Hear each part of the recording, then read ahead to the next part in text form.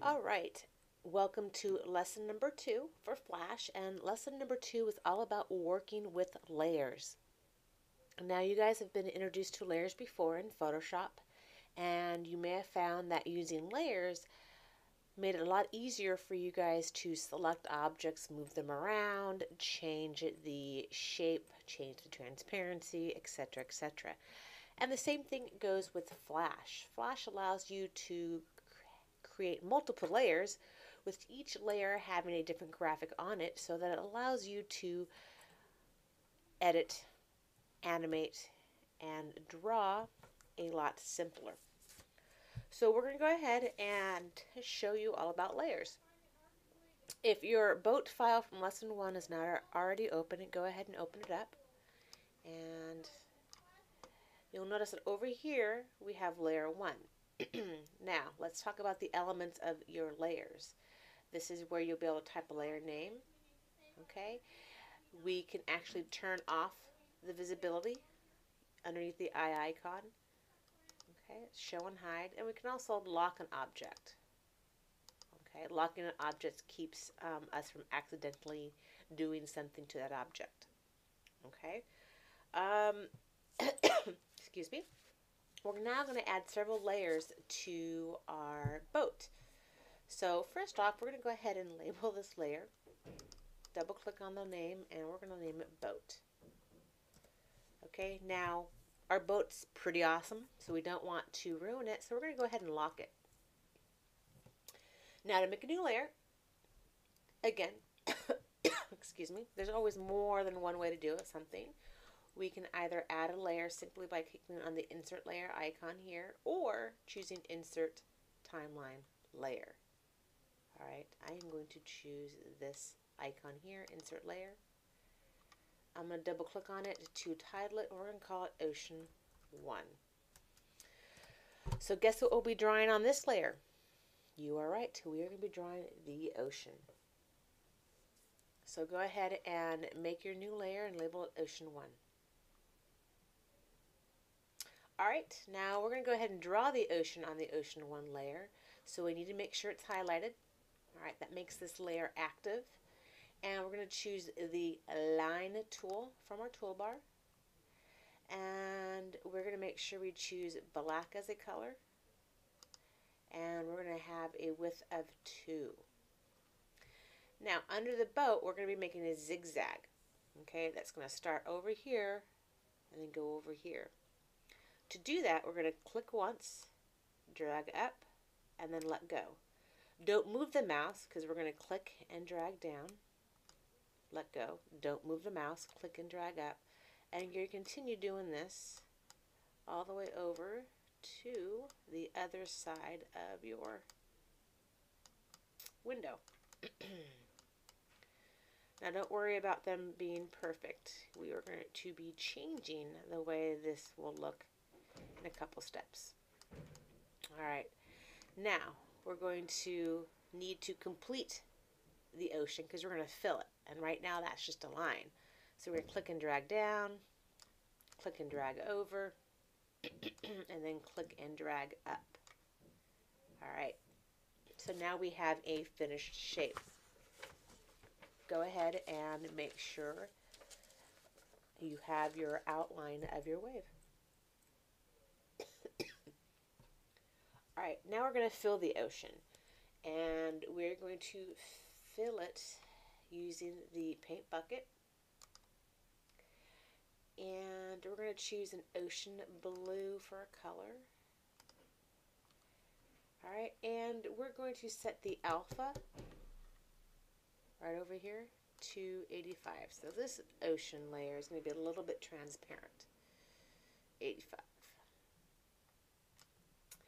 And then we're just going to click once in the inside to fill it. If it doesn't fill right away, then make sure you have close large gaps selected underneath your fill modifier, and then try again. You may just have a hole in your outline. All right, now we no longer need the line or the stroke around the ocean, just the ocean itself. So we're going to delete that line. we're going to select the selection tool and double click the line. It should select everything. And then you're going to go ahead and hit delete. All right. If you double select something and it doesn't select everything, well, then obviously you can just go around and select and delete.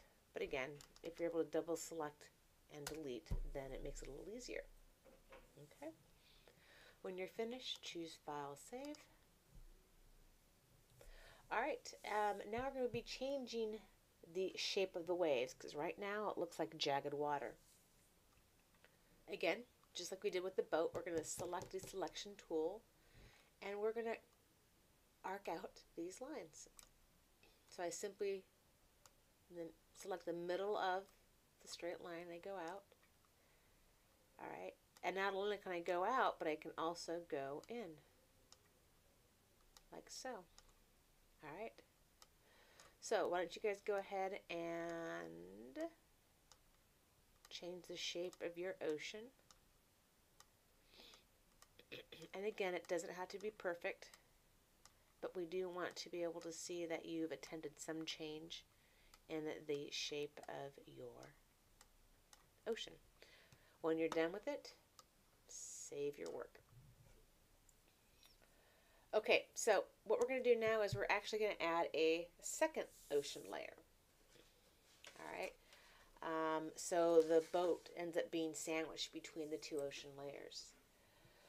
So what we're going to do is we're going to hide the boat layer by selecting the eyeball underneath it. All right, and making sure Ocean 1 is selected, I'm going to click on it. Notice the ocean is now highlighted with dots, and I'm going to copy it. Okay, now I'm going to make a new layer, call it Ocean 2.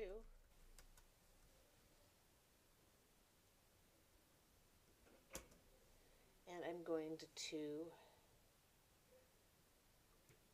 drag it underneath the boat. All right. And now that Ocean 2 is highlighted, I'm going to paste.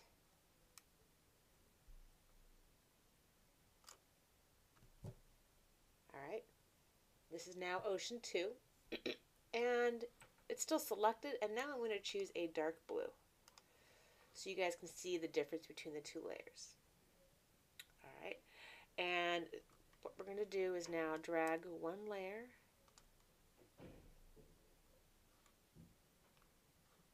over the next, and let's turn on the boat so you can see it. Let's select the boat by unlocking it, and we can move it down. Okay, let's take Ocean 2, move that up a bit. Take Ocean 1, move it down, and then select the boat, and you can see the boat. Okay, so you may have to play with the arrangement of your layers in your boat, but at the end you should have something that looks similar to this.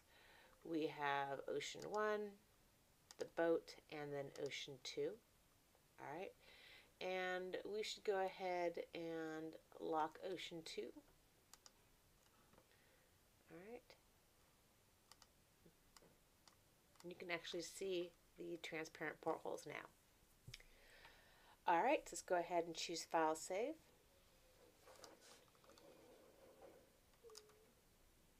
Okay, now we have one more layer that we're going to add, and that is going to be a background.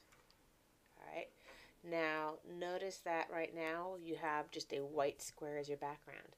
We're actually going to create a new layer and draw in the sky.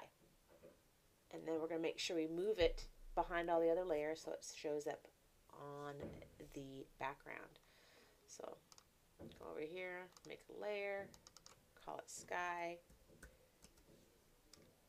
Now, to do this, I'm actually going to turn off all my other layers.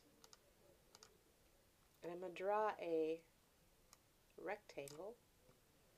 I'm going to fill it with light blue. And I'm literally just going to draw a rectangle to replace the white square that's there. Okay. Now that I have my sky, I'm going to turn on everything else. Now, notice that my sky is hiding my boat and my ocean too, and that's because, well, the layer is hiding both. So if I drag it to the very bottom of my layers window, it will show up on the very back. Okay, now on the sky layer, I may also want to draw a couple of clouds. Okay, several ways to do it. I'm going to take maybe my pencil tool, make sure it's smooth, and draw a couple clouds. Maybe fill it with white. Select the whole thing and bring it over. Okay. If I want to make another one, I can copy and paste this, or I can hold down Option. Option makes a copy, if you guys remember that from Photoshop. And then I can actually make this smaller by clicking on my free transform and make it smaller. Now, just like in Photoshop, if I want to keep something proportional, I'm going to hold down Shift while I resize. And maybe I'm going to do that. Now, in doing that though, it erases part of your background because it's all one layer. If that happens, then just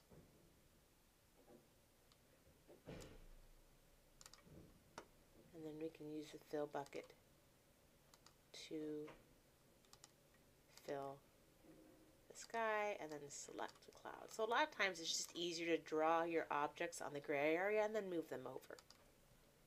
Okay? Alright, let's go make sure that's saved. Alright, so now it's time to call your instructor and get this assignment graded. Okay, make sure that all your layers are created, all on their own layer, and that you've added a sky layer with a couple clouds.